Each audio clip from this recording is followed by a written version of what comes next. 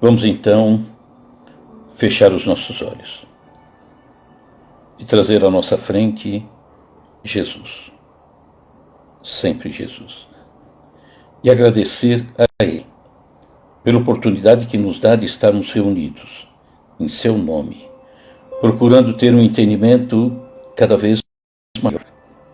E como é bom buscarmos juntar os tesouros do céu, o tesouro do entendimento, o tesouro que nos permite mudar a forma de pensar, o tesouro que nos dá melhores alternativas para seguir nessa caminhada, fazer cada vez melhor, servir cada vez mais e amar sempre muito mais a todos. Que assim seja, graças a Deus. Bom, boa noite a todos, Elizabeth, mais gente aí. É bom a gente sempre estar junto, né? E sempre falando de Jesus, é o objetivo nosso. Mas falar daquilo que está em torno, né, de Jesus, aquilo que nós podemos entender, buscar a partir do ensinamento maior, que é o ensinamento do Mestre. E nós temos falado muito a respeito do perdão. E o perdão é fundamental para a nossa caminhada. Nós buscamos uma perfeição. E aí está em nós, né? O progresso está sempre aí, né? E nós não conseguiremos chegar muito longe ou avançar muito se nós não aprendermos a perdoar. Mas perdoar, aí talvez a gente diga, mas eu perdoo. Mas aí eu perguntaria, será que nós perdoamos a todos? Aí a coisa talvez pegue, né? Por isso que nós estamos insistindo, nós temos falado, paramos nas últimas lives, à exceção da última que foi relativa ao Dia das Mães, mas estamos falando do perdão e estamos falando do 70 vezes 7 vezes, que foi aquilo que Jesus nos orientou. Então, perdoar 70 vezes 7 vezes ou perdoar sempre e perdoar qualquer um. Por isso que nós começamos a falar na outra live sobre Judas, né? O nosso querido Judas. E eu falo querido porque eu tenho uma visão, graças a Deus, uma visão assim diferente de Judas. Mas aí estou propondo mostrar para vocês, para que a gente possa, no mínimo, analisar os pontos que estaremos colocando. Então, o problema é que começamos a falar de Judas, mas como dissemos desde o início, falar de Judas é muito difícil, é muito complicado, né? Por quê? Porque o ser humano, a grande maioria, esmagadora maioria, tem uma prevenção absurda com relação a ele. São séculos de incompreensão. Séculos. Porque nós não estamos aqui só há 20, 30, 40, 50 anos. Não, nós somos viajantes de longa data.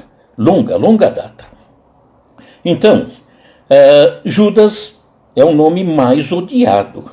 É um nome maldito, Judas. Malhado, né? Sábado de aleluia.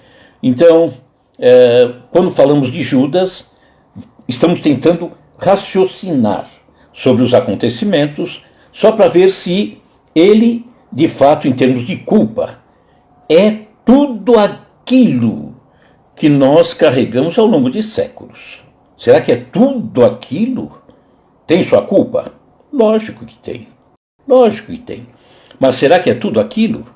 Então, quando vamos falar de Judas, às vezes as pessoas dizem, né? Ele já foi condenado no passado, já há tanto tempo, né? Eu não quero analisar a situação no hoje. Deixa Judas para lá. Não podemos fazer isso. 70 vezes, 7 vezes é perdoar sempre e a todos. Inclui Judas. É óbvio, né? Mas muitos vão dizer, Judas é página virada. Deixa ele ir para lá. Ele é um monstro e acabou. Para mim não tem mais jeito, não. Por isso é que é difícil tentar mostrar algo novo com relação a Judas. É meio complicado, é meio difícil, né?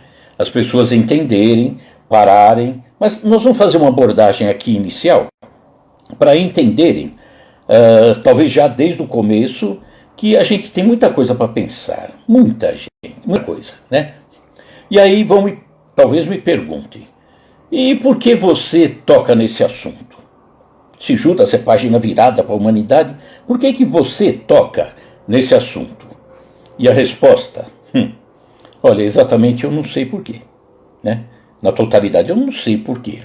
Mas é que eu fico muito incomodado com, segundo minha visão, a tremenda injustiça que praticaram com ele. Foi enorme, né? Ao meu modo de ver, tá? Então, foi e continua sendo. Porque ele continua sendo desprezado, largado, esquecido, maltratado. Né? Ainda perguntamos em lives anteriores, você conhece alguém que deu para o seu filho o nome de Judas? Não, né? Óbvio que não. Então, me incomoda também o fato de falarmos sobre perdoar 70 vezes, 7 vezes.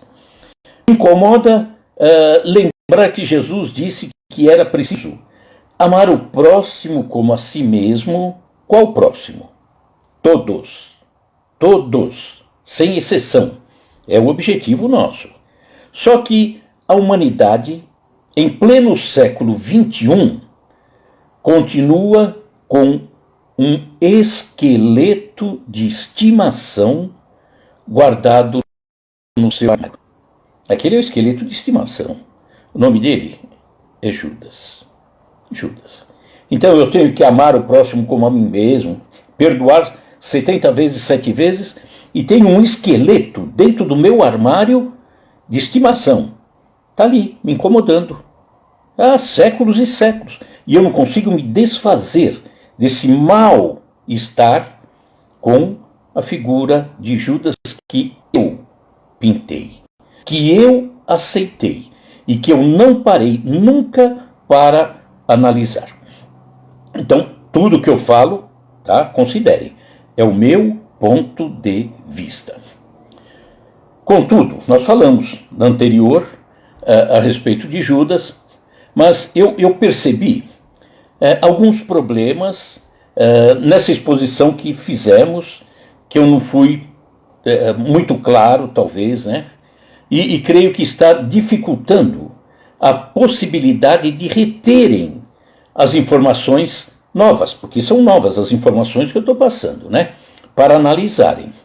Porque tudo é novo. O que eu estou passando é uma forma de abordagem nova, que nos leva a um raciocínio que nunca fizemos, enfim, é tudo novo. Então, realmente eu sinto que está um pouquinho difícil para algumas pessoas acompanharem, né? Até porque são muitas informações e praticamente tudo que está sendo dito é novo, muito novo para as pessoas. E esse assunto, Judas, traição de Judas, nos pede analisarmos diferentes personagens na época. E a gente só para ver Judas, né? Então nós temos que ver Judas, temos que ver o poder romano, temos que ver o poder religioso, que era o Sinédrio, o colégio dos sacerdotes judeus, e lembrando que há conclusões minhas que não são coincidentes, não batem com alguns textos evangélicos. Novo Testamento, né? Muita coisa ali não vai bater. Ah, mas está escrito lá. Eu sei que está escrito lá, mas eu tenho o direito de analisar. É heresia? Não, entendo que não. Seria uma heresia se eu tivesse ido contra os ensinamentos morais de Jesus. Aí é outra história. Mas eu estou querendo colocar, na minha visão, colocar no eixo alguns acontecimentos históricos. Aí é diferente, aí eu tenho esse direito, né?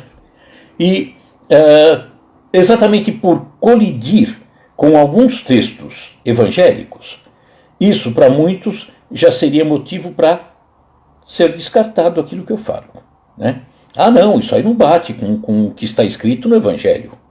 Então, vamos pensar, porque eu quero dar um novo rumo a essa explicação sobre a traição, que acredito que vai facilitar. Esse é meu objetivo, né? Pensemos, vamos pensar. É difícil ouvir novas colocações e raciocinar quando não conseguimos deixar de lado entendimentos antigos. Aí eu tenho que raciocinar, mas já estou levando comigo entendimentos que eu carrego há séculos. Séculos. Fica difícil ouvir novas exposições nesse tema, né? A traição de Judas, sem que, ao mesmo tempo, automaticamente façamos novas condenações. Com base em quê? Com base nos velhos entendimentos que já possuímos. É meio complicado. Afinal, esses conceitos estão em nós aí enraizados há tanto tempo, né? Vou dar um exemplo onde eu quero chegar. Alguém que, ao meu julgamento, cometeu um deslize, uma falha, então já julguei. Ele cometeu um deslize, cometeu uma falha. E ele vem se explicar para mim. Ele vem se justificar. Mas eu já fiz o julgamento. E aí eu digo para ele, meu amigo, pode falar o que quiser, mas para mim, você continua sendo culpado. Então, não vai sair daquele entendimento anterior. Eu estou predisposto a continuar condenando, né? Judas, a gente vai chegar lá, tá? É isso que acontece conosco. Então, seria de se desejar, agora, quando falamos de Judas, que pudéssemos passar uma borracha temporária, tá? Uma borracha sobre tudo que já pensamos, tudo que nós já julgamos, tudo que nós já condenamos com relação a Judas. Como se a gente apagasse temporariamente. Eu não quero mudar a ideia de ninguém, pelo amor de Deus. Apagar temporariamente tudo que eu pensei, condenei, julguei a respeito de Judas. Eu sei que é difícil, mas para entender onde eu quero chegar, eu acho que vale o esforço. Então, vamos raciocinar, vamos pensando. Eu, então, para tentar facilitar essa compreensão, eu pensei em mudar a rota da explicação, tá? Então, estou procurando fazer uma exposição mais didática sobre o tema. Pensei assim, eu poderia me comportar como um juiz revisor de um processo criminal acontecido no passado, há 2000 anos. Eu quero rever esse processo. Eu sou um juiz revisor desse processo. Quero ver o que aconteceu nesse processo lá atrás. Então, vamos analisar o comportamento, a vida pregressa, a folha corrida, tá, dos envolvidos. E quem são os envolvidos? Muitos vão dizer, Judas? Sim, Judas também. E Roma? Não se envolveu nesse episódio? E o Sinédrio, que era o colégio dos sacerdotes judeus, não se envolveu? Lógico que se envolveu, né? Então, vamos identificar o absurdo desses julgamentos. E o absurdo daquilo que nós analisamos em cima de coisas que foram colocadas e, olha, está aí. Está com casca e tudo e trata de comer. Trata de engolir isso tudo. Então, vamos analisar como aconteceram esses 3 julgamentos de Jesus. Aí vão dizer, mas 3? 3 julgamentos de Jesus? Sim, 3 julgamentos de Jesus. É isso que nós vamos revisar. O primeiro julgamento foi o julgamento religioso, praticado pelo Sinédrio, os sacerdotes do judaísmo. O segundo julgamento nós colocamos como legal, julgamento político. Foi aquele feito por Roma, na figura de Pilatos, que era o representante de Roma na Palestina. E o terceiro julgamento, que a gente se esquece, é o julgamento popular, feito pelo povo. E vamos ver os absurdos que aconteceram. Então, eu vou buscar facilitar a compreensão desses pontos que serão abordados, pois o que foi falado anteriormente deve ter gerado alguma balbúrdia na cabeça de alguns, né? Como eu falei, é muita coisa nova, muita informação nova, que a grande maioria, para não dizer quase que a totalidade, não parou para pensar, para ler, para raciocinar, nunca, nunca. Passou a vida e as outras vidas do mesmo jeito. E assim fica difícil analisar, raciocinar sobre esse tema.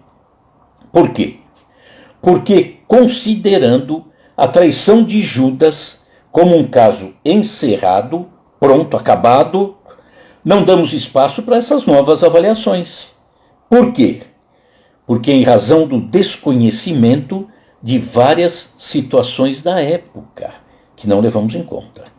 Em razão da tradição. Sempre ouvimos falar assim, meus pais falaram desse jeito, eu fui na igreja, o padre falou, eu fui no templo, falaram que era desse jeito. Por que não raciocinamos? Em razão da falta de juntarmos as peças, juntar todas essas peças para o processo. E qualquer julgamento honesto pede isso. Junte todas as peças. Há 2000 anos não juntaram. Então junte todas essas peças para você fazer uma nova avaliação. Só isso, tá? Também é difícil em razão de imaginarmos que para os textos evangélicos não há espaço para discussão. Como não há espaço para discussão? Quando não se trata da moral de Cristo irretocável. Mas o que foi relatado, episódios que foi narrado daquela forma ou de outra forma, tem espaço para raciocinar sim, sem ser heresia. Então, temos que abrir espaço, tá? Agora temos que pensar sempre de uma maneira lógica, racional. Fica difícil também, em razão de ficarmos presos, então, a essa letra, esses textos que matam, e não vamos buscar o espírito, o sentido. Esse é que dá vida, né? É difícil raciocinar, em razão do entendimento de que não se raciocina, portanto, sobre esses textos evangélicos, porque seria uma heresia. Não. Esses textos assim, não vejo dessa forma. Porque fez aquilo, não sei o quê. Bom, será que ele subiu naquele monte? Será que ele... Tudo bem. Agora, o que ele falou não se mexe. O ensinamento é dele. Agora, a narrativa, que pode ter falhas ou distorções, essas eu tenho que buscar, sim, na história. É difícil entender, em razão de entendermos que os evangelhos foram escritos rigorosamente de acordo com os acontecimentos. Narraram direitinho. Será que tinha a televisão gravando? Né? Não tinha. Então, viram aquilo, escreveram. Nem todos os que escreveram foram os que, de fato, levaram adiante o evangelho. Então, não escreveram no ato, deixaram para depois. Então, muita coisa acaba tendo um pouquinho de modificação. Só aí já dá, né? Já tem. É difícil também, em razão de fazermos vistas grossas. E como fazemos? Vistas grossas para as incoerências que se encontram nas narrativas evangélicas. Olha, herege, eu vou mostrar mais adiante. Nós vamos pegar alguns trechos evangélicos e falar, poxa, mas não dá para aceitar, né? Não tem como aceitar. Por quê? Porque não, totalmente incoerente. Então, alguma coisa fizeram, né? Não podemos também raciocinar muitas vezes em razão de não aceitarmos que ao longo dos séculos, no mínimo a partir do quarto, quinto, sexto século, esses textos evangélicos pudessem, sim, sem sombra de dúvidas, ter sido manipulados pelos poderosos. Quem eram os poderosos? A partir do quarto século. Roma, a Igreja Romana. Né? Por quê?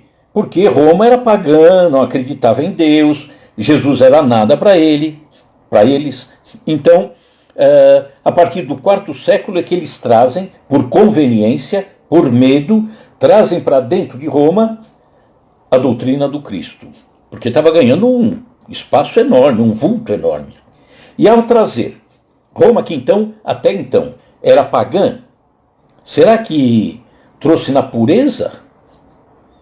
Roma, quando nós falarmos da vida pregressa, né, a folha corrida de Roma nesse julgamento, vocês vão ver o que Roma fez.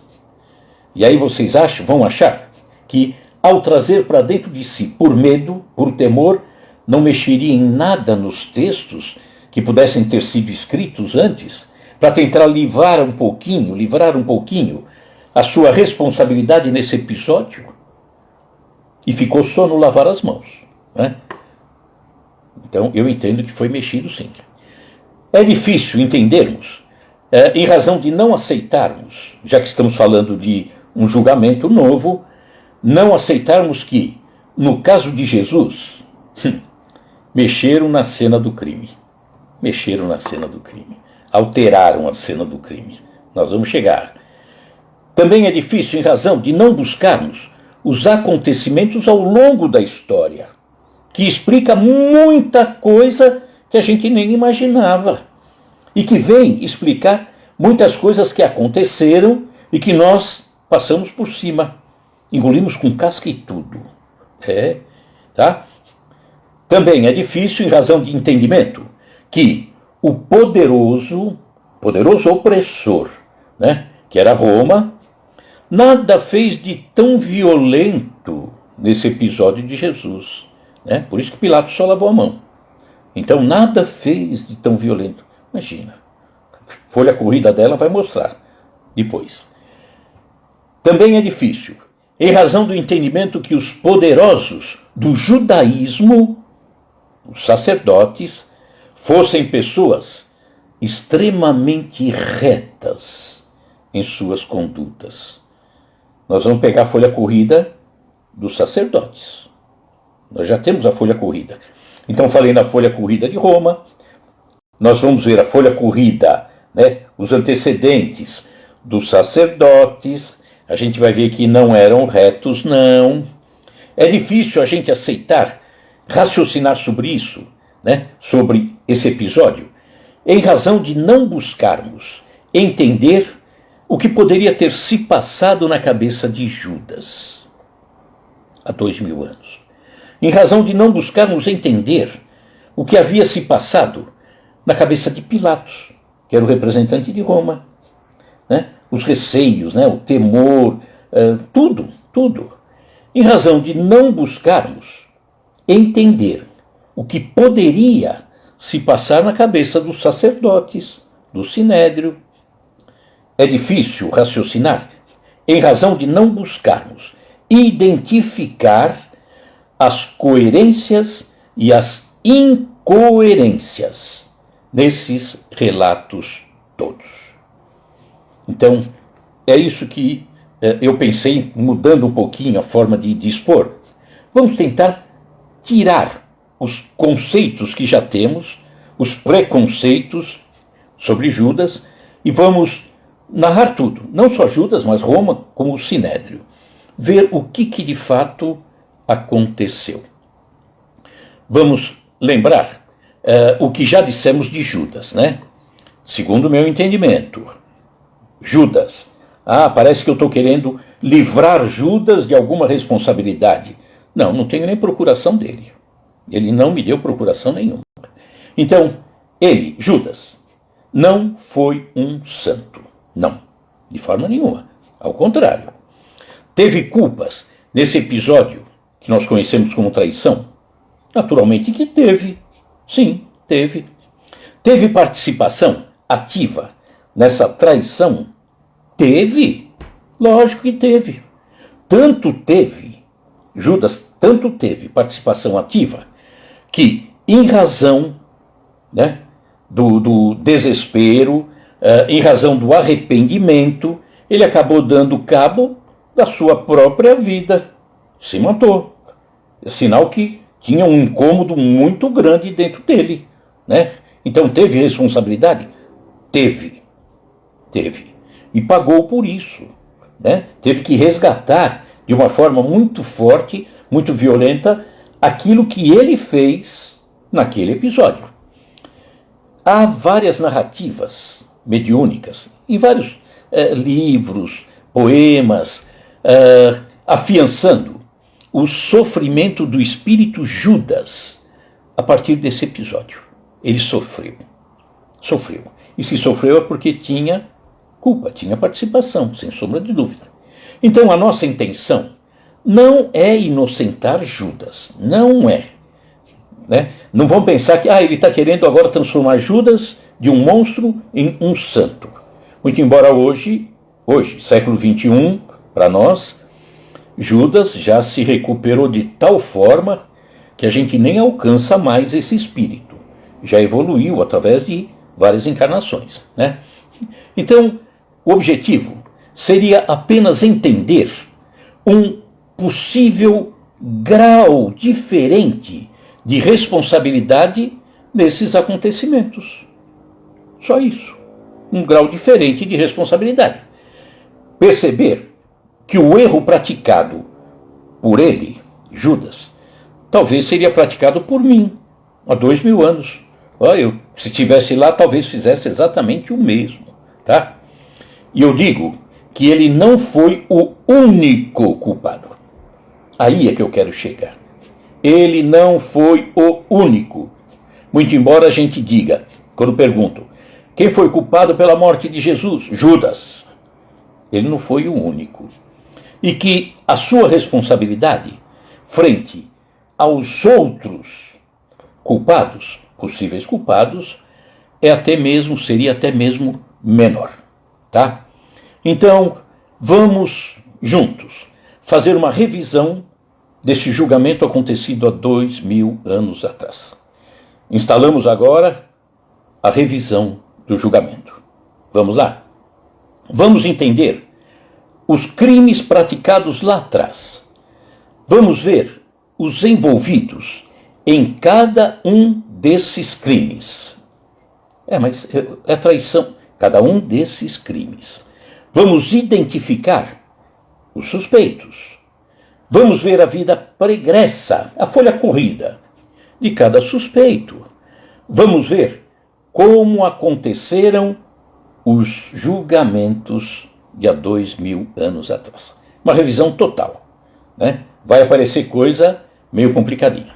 Então, vamos ver os crimes realmente acontecidos, que estamos apurando agora nessa revisão.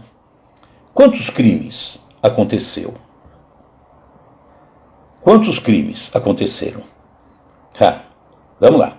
Primeiro crime, traição e entrega de Jesus. Segundo crime, julgamento falseado. Terceiro crime, a morte de Jesus. Já vimos que tem 3 crimes. Tá? Vamos voltar. A traição e entrega de Jesus, um julgamento manipulado, falseado, e o terceiro, a morte. Então, cabe ao juiz revisor da causa vasculhar a vida pregressa de cada um desses suspeitos, Judas, Roma e os sacerdotes, e não aceitar pacificamente o julgamento e condenação de apenas um deles, Judas, e sem grandes provas. Condenaram um só, né? E foi o que aconteceu de fato. E continua sendo aceito hoje. Eu estou avaliando hoje. Estou querendo rever esse julgamento, mas entendo que todo mundo continua condenando da mesma forma. Então continua sendo aceito hoje esse julgamento de há 2000 anos da forma como nos informaram. Somente porque esses acontecimentos foram narrados dessa forma nos evangelhos, né? Vamos raciocinar se o evangelho está correto. Então vamos raciocinar comigo? Vamos prestar atenção só para ver que logo de começo, logo de início, nós vamos ver que algumas coisas já começam a mexer, poderiam já começar a mexer em cada um de vocês. Então, se o juiz revisor do processo perguntar, aí você responde também, né? Na cena do crime, foi identificado algum suspeito? Vocês vão dizer, Judas. Eu, como revisor, eu vou dizer 3. Judas, Roma e o Sinédrio, sacerdotes, tá? Aí eu vou fazer, como juiz revisor, vou fazer mais uma pergunta. Vocês respondem. Judas teve participação nesses crimes? O que vocês responderiam? Sim, ele teve, né? Ele é culpado da morte de Jesus. Eu, como revisor, vou dizer, Judas pode ter tido apenas participação no primeiro. Só no primeiro. O que era? A traição e a entrega de Jesus. Judas pode ter tido participação, eu não sei se pesada, se leve, se tem atenuantes, se tem agravantes, mas ele, Judas, participou do primeiro. Traição e entrega. Tá? Eu, como juiz revisor desse julgamento de 2000 anos atrás, vou perguntar, por que Judas não teria participado nos outros 2 crimes? Que era o segundo, aquele julgamento falso, e o terceiro, que era a morte. Talvez vocês respondem assim, puxa, sabe que eu nunca pensei nisso? Nunca parei para pensar. Olha só que coisa, nunca pensei em mais de um crime. Olha, sempre coloquei tudo num pacote só. Então, eu não entendi essa, né? Por que ele, Judas, não teria participação no segundo crime, que era o julgamento falso, e o terceiro crime, que era a morte? Puxa, eu nunca pensei nisso. Eu joguei tudo dentro de um pacote só. E eu, como juiz, revisor, eu diria, por que ele não participou do segundo e do terceiro? Porque Judas não teve participação no julgamento. Não chamaram Judas para ser sequer testemunha naquele julgamento falso. E haveria alguém, se a traição fosse tão suja como a gente aprendeu ao longo do tempo, né? Tão nojenta como a gente aprendeu ao longo desses séculos, por que não aproveitaram Judas como testemunha? Teria alguém melhor para referendar de fato essa traição?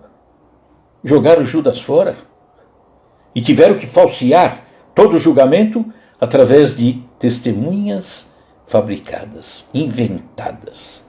Judas participou do julgamento? Não. Não participando do julgamento, não participou da morte, nem do veredito e nem da execução. Judas falhou, então, no meu modo de ver, no primeiro crime, que seria a traição e a entrega. Para vocês isso é novo? Não tinham pensado nisso. Eu tenho certeza que não tinham pensado nisso. E nós carregamos isso durante séculos, hein? Tudo num pacote só, é Judas. Então, como juiz revisor do caso, preciso ver como aconteceram esses julgamentos. Como que aconteceu? Como que os juízes se comportaram? Eu falei em 3 julgamentos. Como os juízes se comportaram? Se eles obedeceram às normas legais, se procuraram ser justos, se aconteceram envolvimentos estranhos para se chegar ao veredito. Nós vamos confirmar isso tudo agora. Nós estamos revisando o julgamento de 2000 anos atrás. Como juiz revisor, eu quero saber se esses julgamentos podem ser ratificados, ou seja, confirmados, ou retificados, ou seja, mudados. Tá? Então, vamos ver como que aconteceram. Lembrando, 3 julgamentos. O religioso, pelo Sinédrio, o Roma, com o julgamento legal ou político, e o popular, por delegação de Pilatos. Então, começariam os julgamentos. Julgamentos justos, legais? Não, não. Foi o maior escândalo judicial da história da humanidade. Jesus teria cometido algum crime passível de condenação? Não, nenhum. Crucificação seria a pena a ser imposta? Não. Então, vamos entender isso, somente Pilatos, que era o representante de Roma, por delegação do imperador Tibério, somente Pilatos, por delegação do imperador Tibério, possuía o chamado ius gladi, ou seja, o poder da vida e da morte. Só ele, mais ninguém. Ninguém poderia decretar na Palestina a morte de alguém. Ninguém poderia. E por que aconteceram esses julgamentos? Religioso, o direito hebraico, da religião, do sinédrio. O legal, que é Roma, é o direito romano, dado a Pilatos a condição de juiz. E o popular, com que direito foi feito? Olha, já começou a complicar. Como se comportaram cada uma dessas cortes julgadoras? Eu, como juiz revisor, estou tentando entender. E está começando a ficar difícil. Vamos começar pelo julgamento religioso, que é o primeiro, pelo sinédrio. Recordam-se que Jesus, quando foi aprisionado na quinta-feira, à noite, foi levado para o palácio de Caifás, à noite. Então vamos lá. Os sacerdotes desprezaram a lei deles, a lei de Moisés, em razão da vingança que queriam praticar contra Jesus. O ódio falou mais alto. Nós vamos chegar lá. Jesus foi levado na quinta-feira, à noite, até Anás. Mas o sumo sacerdote é Caifás? Não. Levaram até Anás. Anás era sogro de Caifás. Anás não tinha qualquer poder legal para interrogar Jesus. Anás, que era o sogro de Caifás, havia saído da função de sumo sacerdote uns 3 anos antes. Ele perdeu o poder, tiraram o poder de Anás, ele já não era mais ninguém. Era só sogro do sumo sacerdote, que era Caifás. Na presença de Anás, Jesus começou a ser interrogado e foi até agredido por um servidor de Anás. Quando Jesus deu uma resposta e o Anás não gostou, E Jesus foi agredido. E esse servidor pedia a Jesus que respeitasse o sumo sacerdote, que ele não era, Quando ele respondeu, então, a Anás, ele é agredido, e respeita o sumo sacerdote. Mas não tem sumo sacerdote nenhum aqui. Anás, sem poder algum, manda Jesus maniatado, amarrado, até Caifás, o seu genro. Olha que poder que tinha Anás. Nenhum, mas olha o que ele fez. Julgamento ocorreu naquela noite, na quinta-feira à noite, lá no palácio de Caifás. O sinédrio é o colégio, Estão entendendo essa sequência? Nós estamos falando agora do que aconteceu no julgamento dos judeus, ou dos sacerdotes judeus. O sacerdote, ou o sinédrio, era composto de 71 sacerdotes, 71 membros. A rigor, não era competente para fazer esse julgamento. Não tinha competência para fazer esse julgamento. Questões civis eram analisadas pelo pequeno sinédrio, que eles chamavam. Pequeno sinédrio era uma parte do sinédrio, só que era uma parte composta por 23 membros. Questões civis. A reunião do sinédrio, naquela noite, quinta-feira à noite, foi para mascarar o pequeno grupo, né? O pequeno sinédrio. Foi para mascarar, de modo a não agitar a população. Se a população soubesse que todo o sinédrio estava reunido, a coisa era feia. Pequeno sinédrio eram assuntos mais simples. Então, a população, vendo que era só o pequeno sinédrio, entenderia que era qualquer outro assunto que não um julgamento daqueles. Olha a malandragem. Na falta de testemunhas, naquela noite mesmo, na falta de testemunhas, esse pequeno sinédrio preparou essas testemunhas nos moldes que lhe convinha. Aí eu pergunto, de que serviu? Para que serviu a traição de Judas? Para levar Jesus do horto até o palácio de Caifás? Só isso. Mandasse o soldado direto ir lá pegar. Mas usou Judas. Pegou Judas só para trazer. E na hora de montar esse julgamento, de fabricar essas testemunhas, falando contra Jesus, por que não se utilizou de Judas? Teria melhor testemunha contra Jesus que Judas, desde que a traição fosse aquela traição suja, de alguém que via em Jesus apenas cifrão? Estranho. Dispensaram Judas. É ele que poderia falar horrores, desde que fabricado também, poderia falar horrores. Ao final desse julgamento, os juízes, que eram sacerdotes, entenderam que Jesus era digno de ser morto. Só que eles não poderiam matar. Lembra que eu falei? Ius Gladys era só Pilatos quem tinha. Então, conclusão.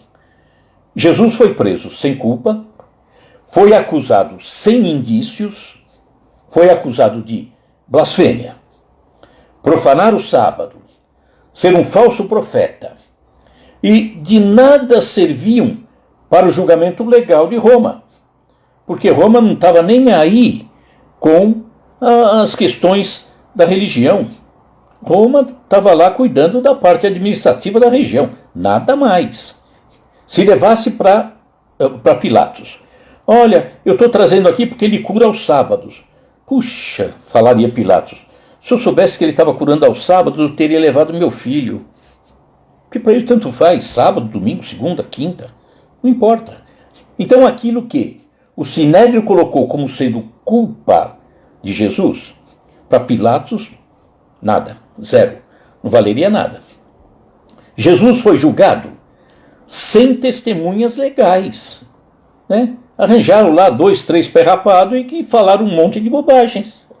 Então, repito, de que serviu a traição de Judas, se nem para ser testemunha ele serviu? Tem que explicar. Por quê? Porque ele não estava, no meu entender, daquela forma pesada, suja, nada, para mim não. Para mim não.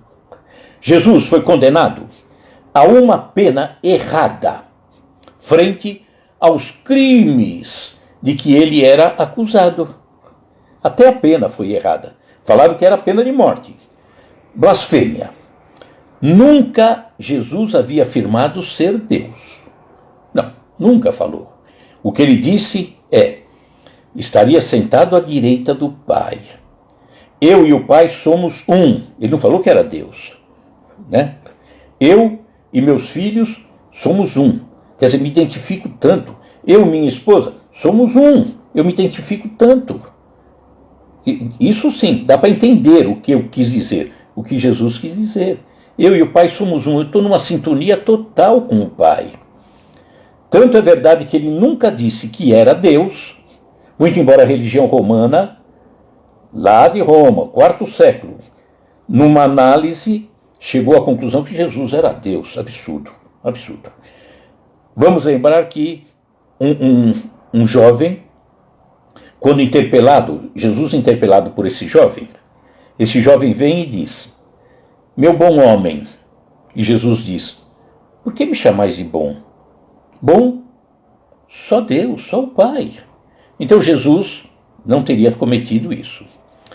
Profanar o sábado.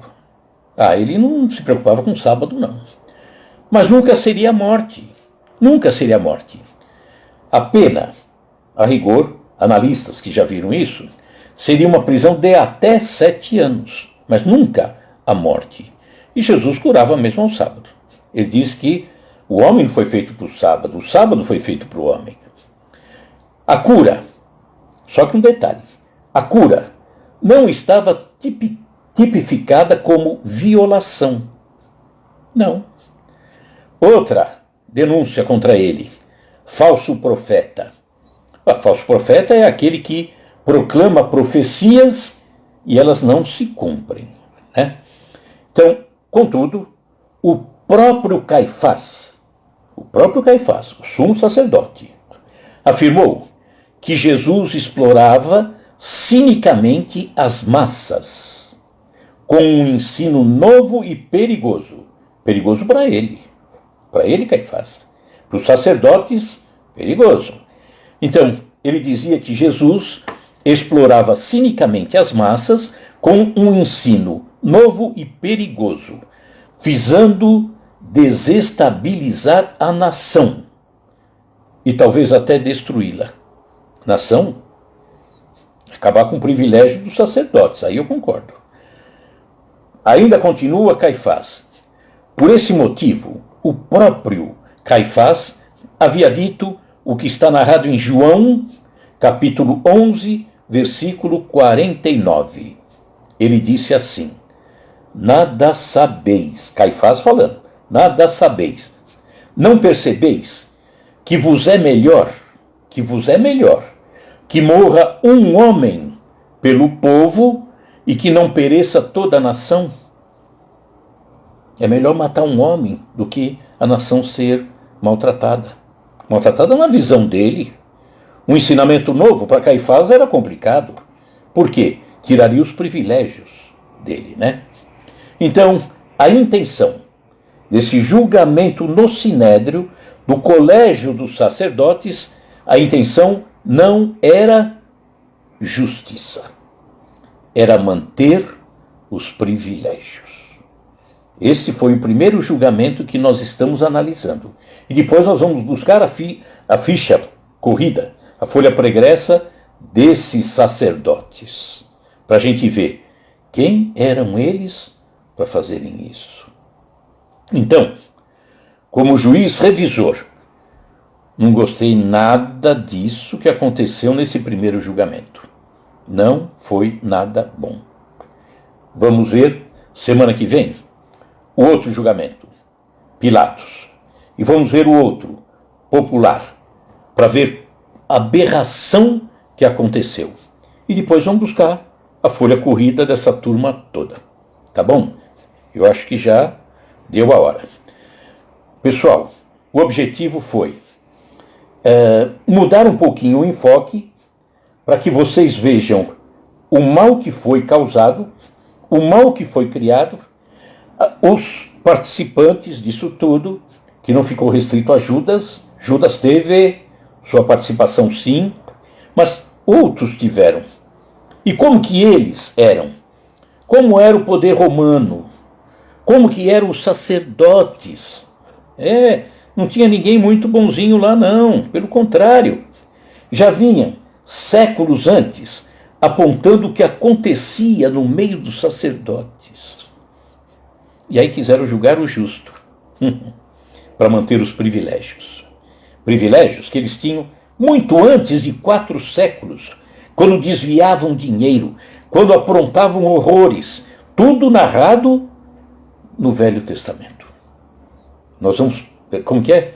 Matar o gato e mostrar o porrete, sei lá, alguma coisa assim. Tá? Nós vamos fazer isso. Então, mudei esse enfoque para que vocês, né? Poxa, e agora? O que vai acontecer daqui para frente? Espero que tenha, no mínimo, encaixado de uma forma tal que a gente vai buscando aos poucos esse entendimento maior. Tá? Combinado? Então, semana que vem, novamente juntos. Vamos falar do julgamento de Roma e do julgamento popular. Tá bom? Combinado? Pessoal, muito obrigado pela companhia e vamos continuar nos cuidando. Ainda temos algumas situações ainda de Covid que acontece, aí a gente fica preocupado. Vamos nos cuidar. Então, Jesus no coração e álcool em gel na mão. Gratidão tenho eu, Lene, todos vocês, Elizabeth, tá? E semana que vem a gente tá junto de novo, tá? Forte abraço, pessoal. Muito obrigado pela paciência e vamos continuar. Tchau, tchau. Muito obrigado, pessoal. Tchau, tchau.